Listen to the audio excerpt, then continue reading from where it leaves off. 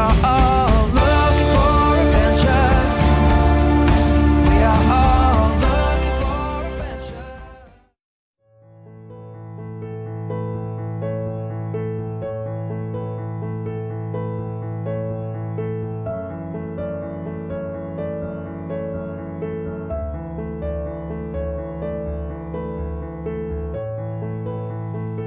Bonjour les amis, aujourd'hui j'ai le grand plaisir de me trouver chez SOS Vétérinaire, un cabinet vétérinaire à Antananarive, Madagascar, en compagnie de Dr Mamie. Bonjour Dr Mamie, comment ça va? Ça va bien. Alors est-ce que tu pourrais présenter brièvement ce cabinet vétérinaire à nos spectateurs? Ah, d'accord, ok. SOS Vétérinaire Aïtos, c'est un annexe de SOS Vétérinaire Madagascar. En fait, notre siège se trouve à l'Arbi. À la Woubi. Ici, un annexe à Itos. Et est-ce qu'il y a d'autres annexes ou d'autres cabinets à Atana ou dans les alentours? Oui, à Immersétous et à Adjoufouma. D'accord, donc en tout 4 cabinets vétérinaires à Madagascar. C'est une affaire florissante. Alors quels sont les services que peuvent trouver les clients qui se viendraient chez vous? En fait, SOS Vétérinaire travaille principalement dans le domaine de la santé animale. On donne des soins aux animaux et les médicaments qui vont avec. D'accord, beaucoup de soins médicaux, vous êtes des spécialistes et toute la pharmacologie qui va avec. Oui, d'accord. c'est ça. Alors, quels sont les principaux problèmes qu'on vous présente ici généralement? Oh, il y a plein de problèmes qu'on trouve ici, mais après... Ça fait combien de temps que vous existez déjà?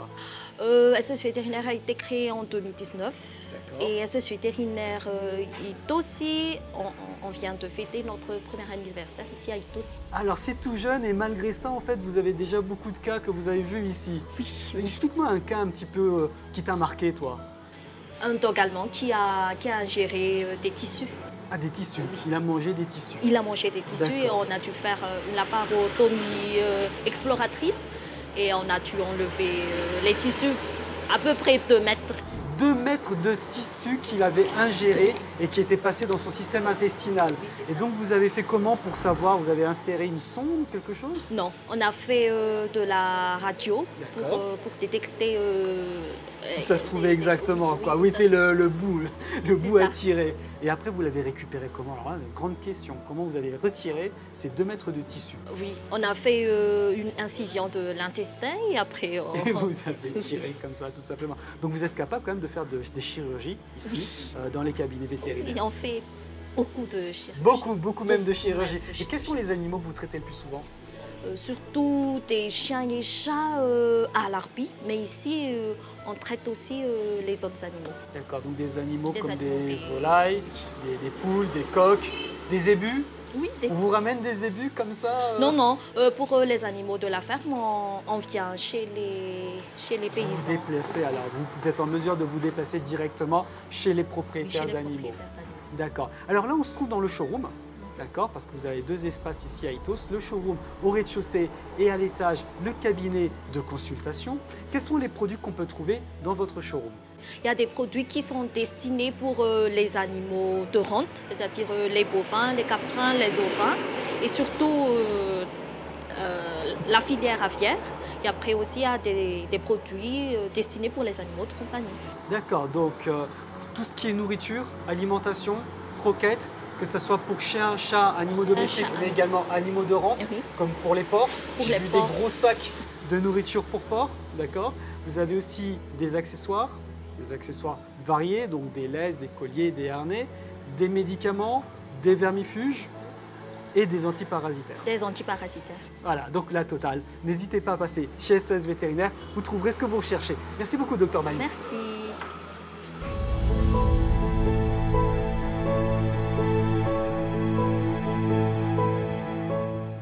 Alors tout à l'heure, on m'a dit que SOS Vétérinaire disposait d'une grande pharmacopée pour les animaux. Je suis donc en compagnie de Dr Lalaine. Bonjour. Bonjour, Comment ça va? je me porte bien. Ah, bien. Très bien. Alors, est-ce que tu peux dire à nos spectateurs tous les médicaments qu'on peut trouver ici? Oui, ici on a des produits d'hygiène pour les chiens et chats comme les shampoings, les désodorisants, les shampoings secs. Et aussi on a une lâche gamme des vermifuges, Il a le vermifuge spécialité, les génériques, sans oublier les vitamines et les calcium. On a aussi des antibiotiques. D'accord, donc déjà tout ce qui est animaux domestiques comme chats et chiens, vous avez la totale. Ok. Mais je crois qu'il y a d'autres choses un peu plus exotiques que peut-être les gens ne connaissent pas. Ici, on a aussi des antibiotiques vitaminés pour les volailles. Il a aussi les vitamines, les anticoccidioses. Alors, on m'a dit aussi que vous disposez de produits phytosanitaires. À quoi ça sert? Les produits phytosanitaires servent à protéger les plantes. D'accord, donc ça protège en fait tous ceux qui veulent cultiver leur petit potager à la maison. Hein. Ils peuvent venir chez SOS Vétérinaire et s'équiper de l'arsenal pour avoir la meilleure culture possible, la meilleure récolte possible. C'est bien ça, on est d'accord, docteur Lalaine? Oui. Alors ensuite, qu'est-ce que tu as d'autre? Parce que je crois qu'il reste encore une partie qu'on n'a pas explorée, c'est les animaux de rente. Dans les animaux de rente, on a des antibiotiques, des vitamines, des antidouves, sans oublier aussi des antitiques. Alors, tu cites tout ça, mais moi je vais pas laisser passer une chose, je veux savoir c'est quoi une douve. Tu dis il y a un antidouve, c'est quoi ça une... C'est un parasite qui se trouve dans le foie, D'accord. dans le foie des bovins. Qu'est-ce que ça fait en fait? Ça entraîne des maladies si on ne met pas des traitements préventifs. D'accord, ça détruit le foie. Il a la jaunisse, il a les yeux jaunes. On voit les yeux jaunes chez un zébu. Oui. C'est difficile, il faut vraiment lui ouvrir les yeux. Hein.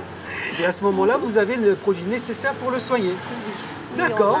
Et on a aussi des techniciens pour faire... Et bien sûr, les techniciens qui vont avec, parce que c'est pas simplement mettre la pilule dans la gueule de l'animal. Il faut savoir faire, bien sûr, le diagnostic. Il faut savoir quelle quantité, la posologie appliquée. Et bien sûr, savoir administrer le médicament, parce que tous les animaux ne sont pas des chiens sages. Hein. Des fois, ça peut être des animaux qui sont puissants et dangereux. Et toi, tu sais t'y faire. Merci beaucoup, Dr Lalaine, pour la présentation de toute cette pharmacologie très impressionnante ici chez SOS Vétérinaire. Merci. Merci à vous.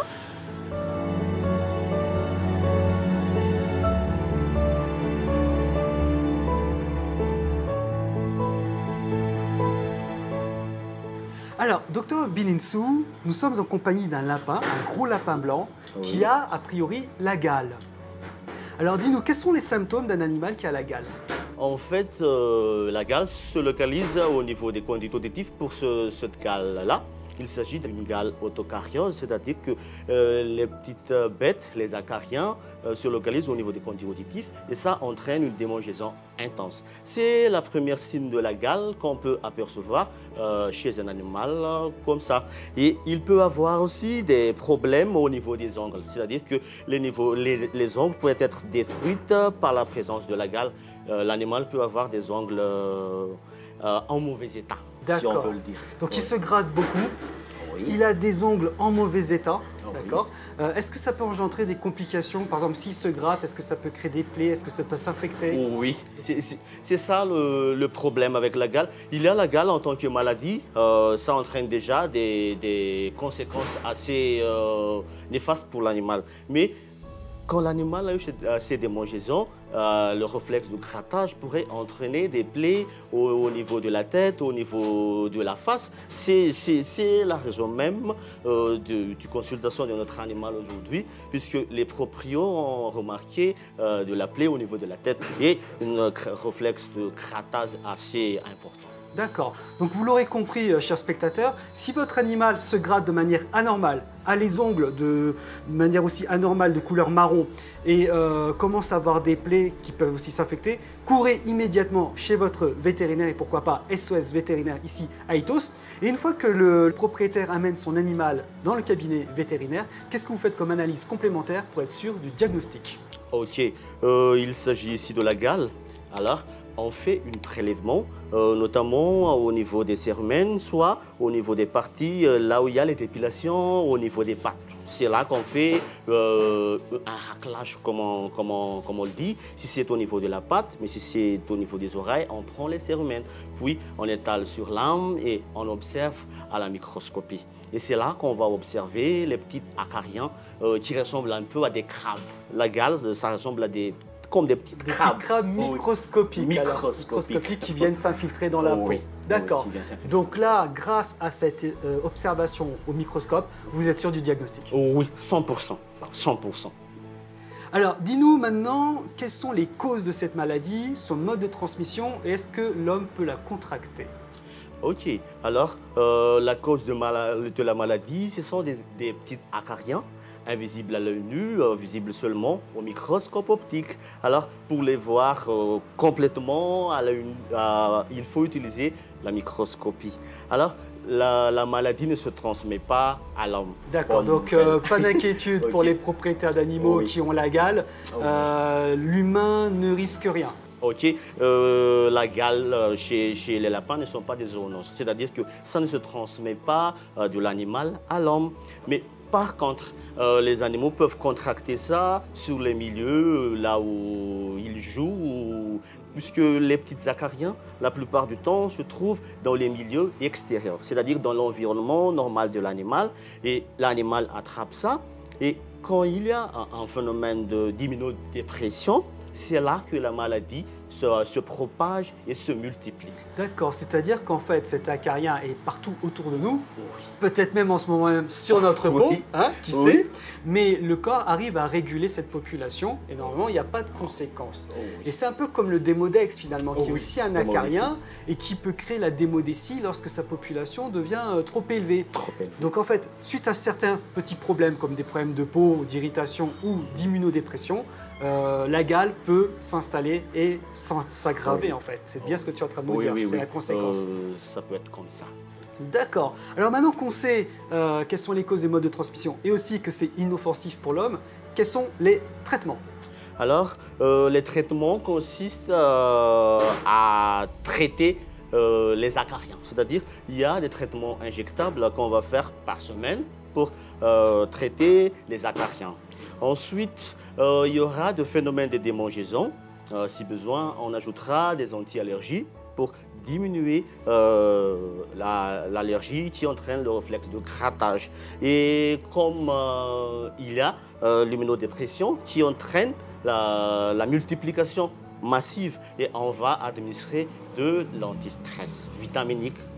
D'accord, d'accord. Donc un traitement complet hein, qui Oui, traite à la traitement fois les complet. symptômes et les causes de la maladie. Oui. En combien de temps on peut espérer que l'animal se guérisse? La gale, en moyenne, c'est entre 1 mois et demi à 2 mois qu'on va voir les changements palpables. Après 1 semaine, 2 semaines, vous allez voir des changements, mais des petits changements, mais il faudra attendre au moins 2 mois pour voir un phénomène de guérison. Donc il faut quand même être patient, d'accord? C'est-à-dire quand l'animal est atteint de la gale, effectivement on va voir des résultats assez rapidement, 1 semaine, 2 semaines, mais il ne faut surtout pas arrêter le traitement. Oui. Surtout pas, parce que Oui, sinon oui. ça va recommencer et on est reparti pour un cycle. Ça va entraîner un phénomène de résistance, c'est ça le problème, puisque les proprios, quand ils voient des changements, ils pensent que c'est déjà guéri, alors que les gales vont revenir en charge et devenir plus important, et c'est là que le traitement va être difficile. Ça va entraîner un phénomène de résistance. Surtout pas arrêter, surtout pas arrêter. Oui, il ne Alors, faut surtout pas arrêter le traitement. Est-ce que l'animal peut mourir de la gale? La gale proprement dite, je dirais que non, sauf si c'est un jeune animal, puisque les jeunes lapéros peuvent attraper la gale dès l'âge de 2 mois. Et si c'est très intensif, l'infestation parasitaire, c'est-à-dire l'animal ne va plus arriver à s'alimenter et l'animal va être malingre. Et c'est ça qui entraîne la mort la plupart du temps. D'accord, les complications en fait suite à la gale, Oui. à cause d'un animal qui est en fait trop jeune et qui est incapable de se défendre encore. Oui, et qui est immunodéprimé. D'accord. Alors une fois que l'animal est totalement guéri, est-ce qu'il y a des risques de rechute et de récidive? Oui, c'est possible. Quand l'animal se réinfeste, ça va être possible. La réinfestation est possible. D'accord, donc il faut toujours être vigilant. Et si ça se reproduit, eh bien il faut encore une fois le ramener chez le vétérinaire Oui. et mettre le traitement adéquat en place. Oui. Mais pour le traitement, soit, comment dirais-je, efficace à 100%, il faudra traiter l'animal et traiter le milieu environnant. Traiter l'environnement aussi avec des produits... Produits anti-acariens. Nous, chez nous ici à SOS Vétérinaire, on a des produits à pulvériser anti-acariens. Alors est-ce qu'il faut faire attention avec ces produits quand même? Est-ce que ça peut être nocif pour les animaux? Par exemple, est-ce qu'il faut bien nettoyer par la suite, aérer les pièces? C'est important. On fait ce qu'on appelle vide sanitaire, c'est-à-dire qu'on va tout d'abord désinfecter tout l'environnement en sortant l'animal. Ce n'est que 2 jours après qu'on remet l'animal à sa place. Afin d'éviter tout risque d'intoxication par les produits anti-acariens, puisque c'est possible, puisque ce sont des anti-acariens, c'est-à-dire que ce sont des toxiques. Toxiques, y compris pour l'homme, donc il faut prendre des précautions et bien respecter le mode d'utilisation, le mode d'emploi et faire appel à des professionnels. Oh oui, toujours.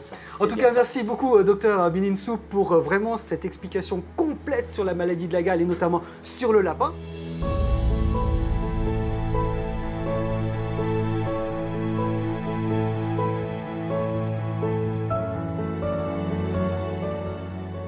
Alors, docteur Bininsou, toi, ça fait 7 ans que tu exerces le métier de docteur vétérinaire à Madagascar. Oui. Et dis-moi, ou plutôt dis-nous, comment as-tu perçu en fait l'évolution de la santé animale à Madagascar? Alors, moi, de ma part, je peux dire qu'il y a une évolution vraiment positive. Pourquoi? Parce que moi, personnellement, depuis le temps où j'exerçais ce métier-là, j'ai constaté que les propriétaires viennent de plus en plus pour traiter les animaux de compagnie comme les animaux de rente. Mais là, en ce moment, il y a aussi ce qu'on appelle nouveaux animaux de compagnie que les proprios amènent de plus en plus. Alors, par exemple, c'est quoi un nouvel animal de compagnie? Un nouvel animal de compagnie, c'est comme les cochons d'Inde, les perroquets, tout ce qui est exotique en fait. Exotique, voilà. Les serpents, oui. Les serpents, il y a aussi des propriétaires qui élèvent des caméléons.